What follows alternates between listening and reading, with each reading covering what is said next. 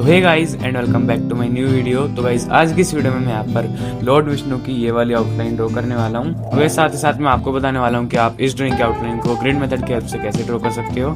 और जो भी इस ड्राइंग के रेफरेंस का लिंक है वो आपको नीचे डिस्क्रिप्शन में देखने को मिल जाएगा, तो वहाँ से जाके आप इसको डाउनलोड कर सकते हो। तो चलो अब बिना देरी करे वीडियो को स्टार्ट करते हैं। तो गाइस इस ड्राइंग को ड्रॉ करने के लिए मैं यहाँ पर 300 GSM के वाटर कलर पेपर का यूज करूंगा, क्योंकि नेक्स्ट पार्ट में मैं इसको ऑयल पेस्टल से कलरिंग करने वाला हूँ। तो गाइस ग्रिड्स को ड्रॉ करने के लिए मैंने यहाँ पर 3-3 सेंटीमीटर की मार्किंग करी है दोनों साइड, और फिर मार्किंग हो जाने के बाद मैंने पॉइंट्स को एक दूसरे से मैच करा है।